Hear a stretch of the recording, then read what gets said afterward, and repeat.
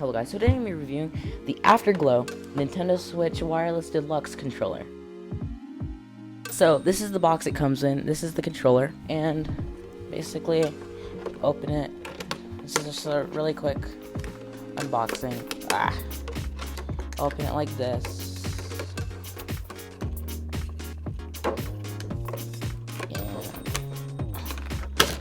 Yeah. This it comes it. This controller comes with the controller, the manual, and this charger. So yeah. Okay, so here's the controller.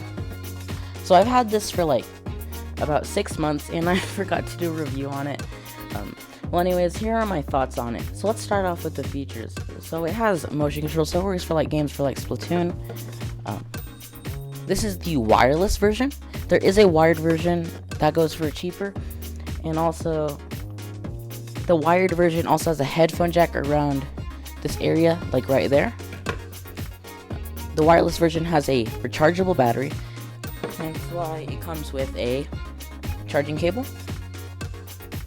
And this controller also has 2 extra buttons on the back that can be reprogrammed to be any front button on the Switch except for a few. And also, it can wake your Switch up to sleep if you hold the home button down. And most importantly, let's test out the wake from sleep. Ta-da! It's RGB. So I switched this to the rainbow mode. I'll show you guys later on in the video how to do that. So let's compare it to the official Pro controller. So the features that this controller is missing is NFC. So NFC is usually used for Amiibo, like to scan Amiibo, and also this controller does not have rumble, like that. As you can see, the official Nintendo controller has rumble, and it's shaking away. Oh no! But yeah.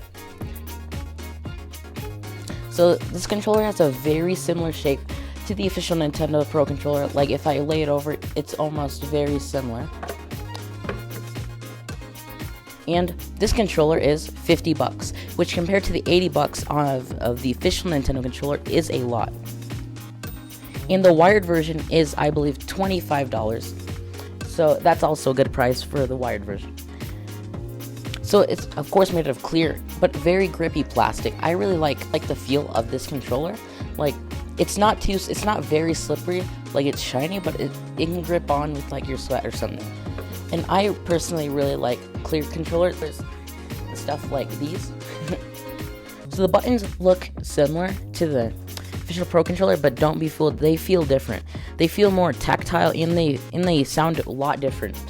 So here's the sound comparison. So this is the official Pro controller. That was just the 2 taps on the A button, and this is the Afterglow wireless Switch controller. 2 taps.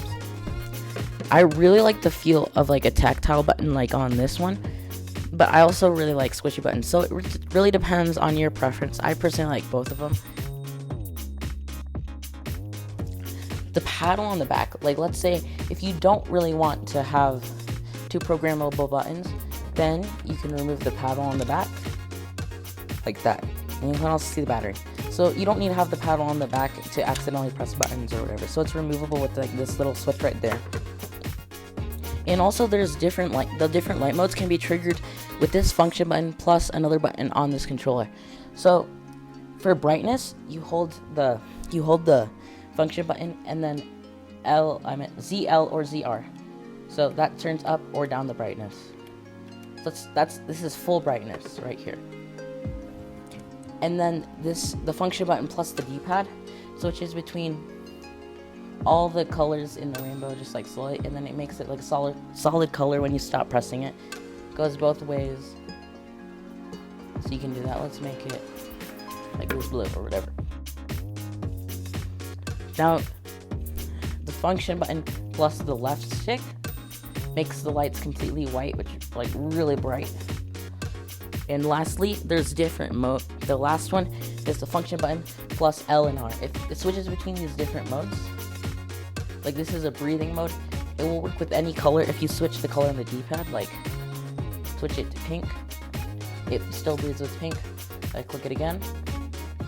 Now this is the color changing mode. It just changes the color.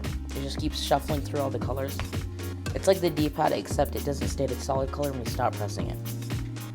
Now the next one after that is, I believe, the thumbstick controlled mode. So the left stick controls the colors, and then the right stick controls the brightness. Like when you're playing a game, which is kind of cool. Like when you move the stick, it controls the lights. Now the paddles can be programmed with a function button, and then you get the paddle you want to reprogram, and then a button you want it to be. So let's try that. So I'm gonna hit the function button, and let's say we want this paddle. This function button, this paddle. We turn it around, we see that this button is blinking. Then let's set it to ZL. Okay. Then you see this light stops blinking. Now we hit the function button, and then this trigger. I don't know if it's the same one or not. Then we can hit ZR, and then it stops blinking. And that basically just switched these buttons to ZL and ZR. So the paddles work really, I prefer them. The paddles feel really, really good. I like the feel of them, but sometimes I get a lot of unintentional presses.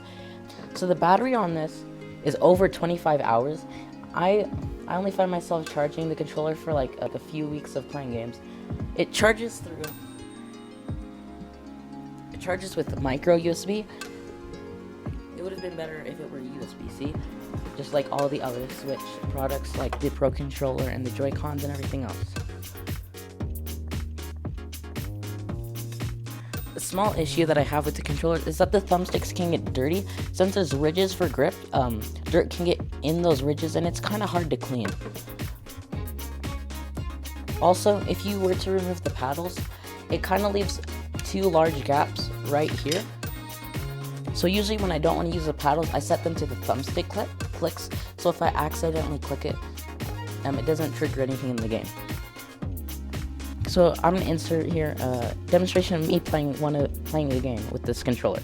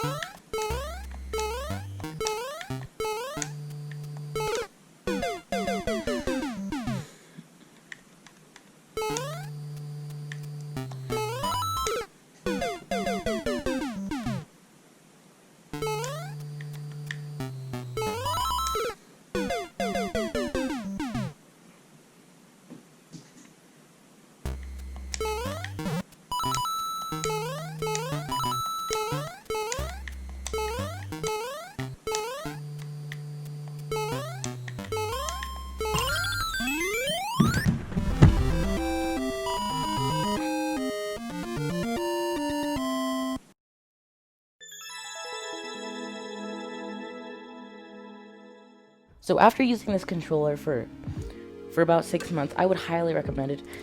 Compared to the Power A wireless controller, which is the same price at $50, it feels more premium, and also it doesn't use batteries like this one does.